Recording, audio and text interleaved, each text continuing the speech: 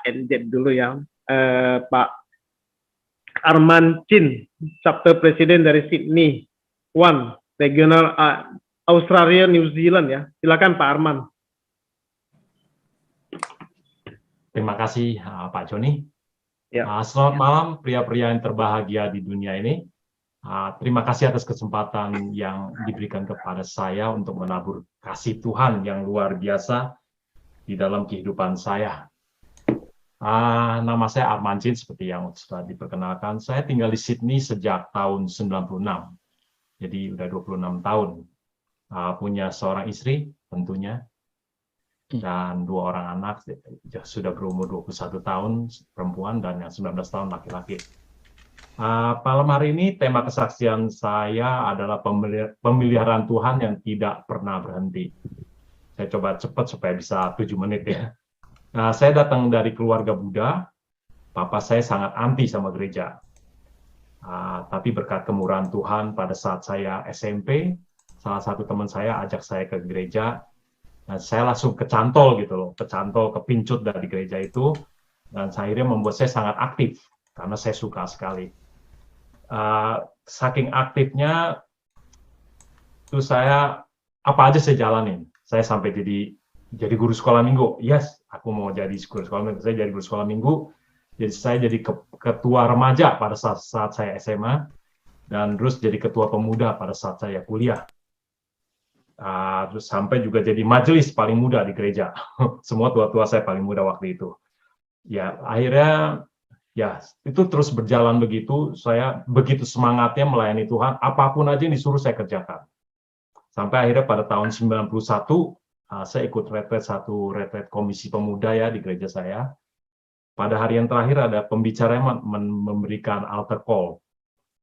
Tanya siapa yang mau maju ke depan untuk menjadi hamba Tuhan, silakan ke depan.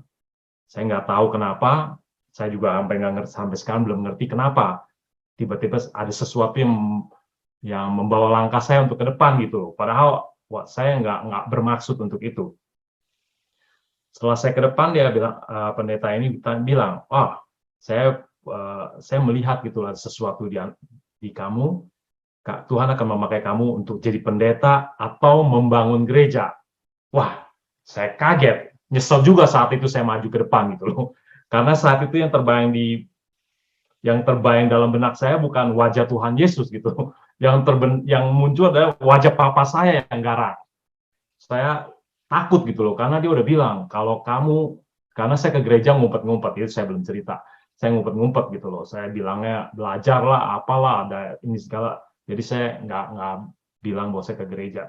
Jadi saat itu saya takut banget gitu loh, bahwa papa saya akan mengusir saya dari rumah. Karena kalau dia bilang itu, dia akan jalankan gitu. Oke, singkat cerita, saya nggak berani pergi sekolah Alkitab, walaupun gereja mau bayarin apa segala.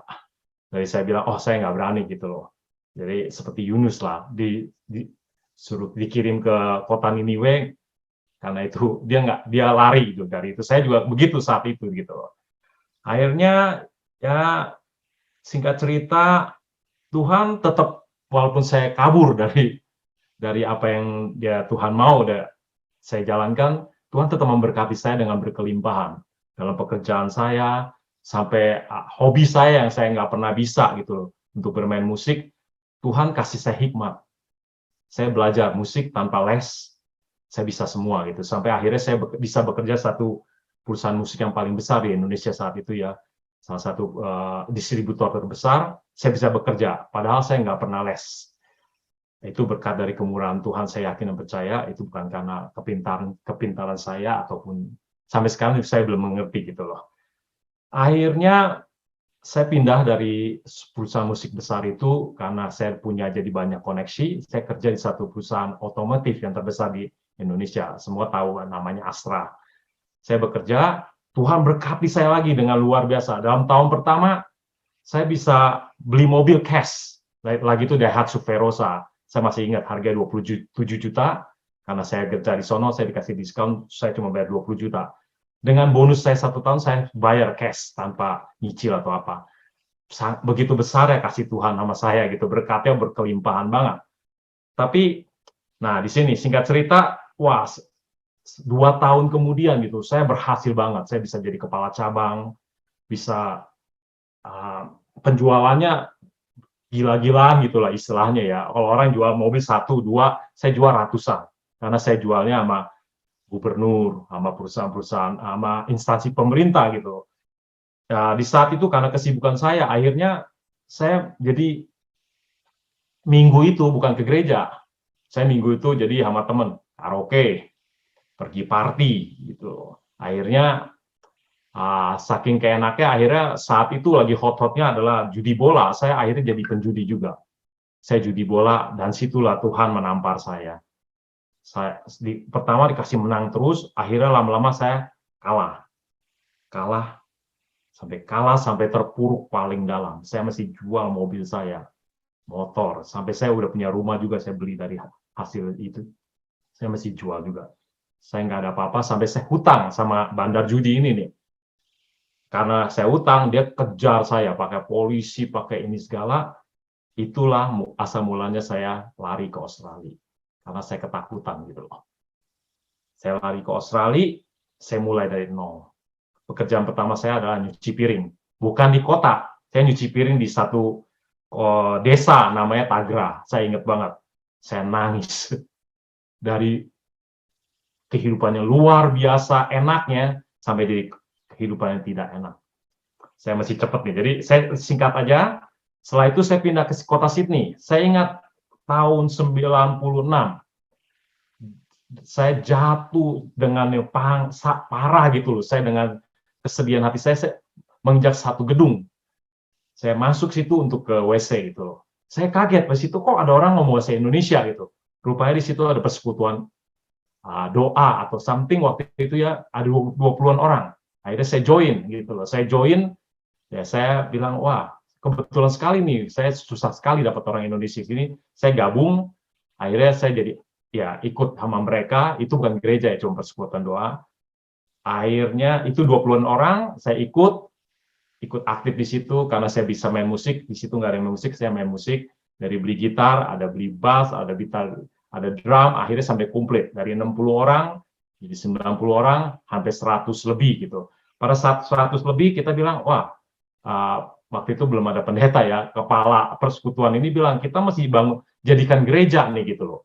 Karena udah lebih dari 100. Oke, kita bikin untuk membentuk satu gereja, tapi di Australia nggak gampang, karena kalau mau bentuk gereja itu kita mesti afiliasi ya, dengan gereja yang gede.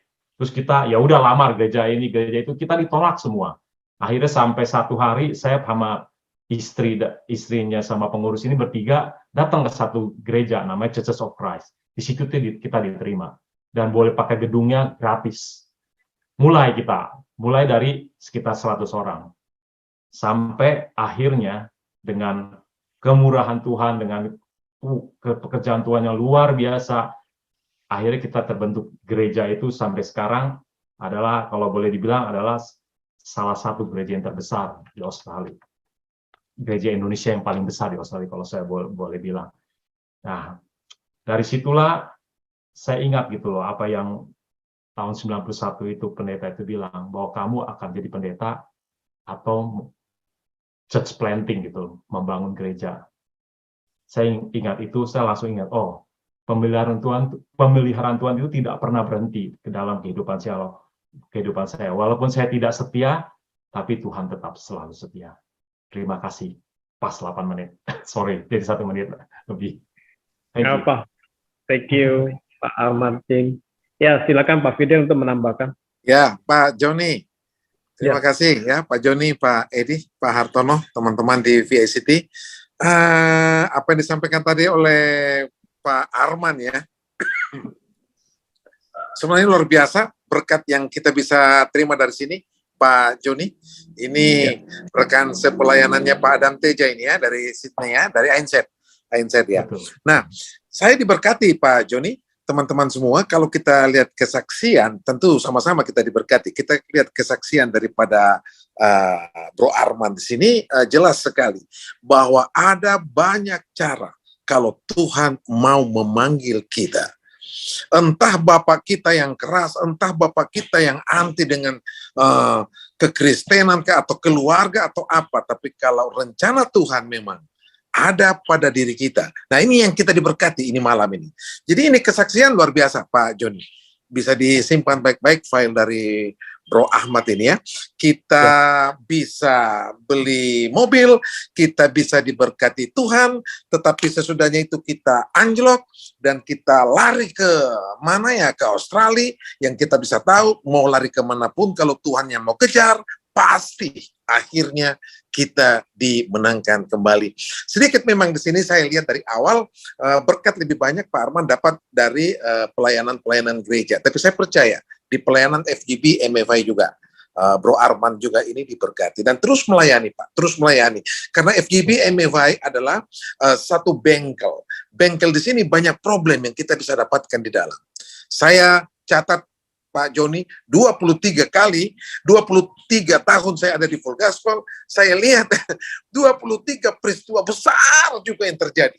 Kalau seandainya saya tidak mengerti bahwa ini Full Gospel bengkel, saya sudah lari, saudara.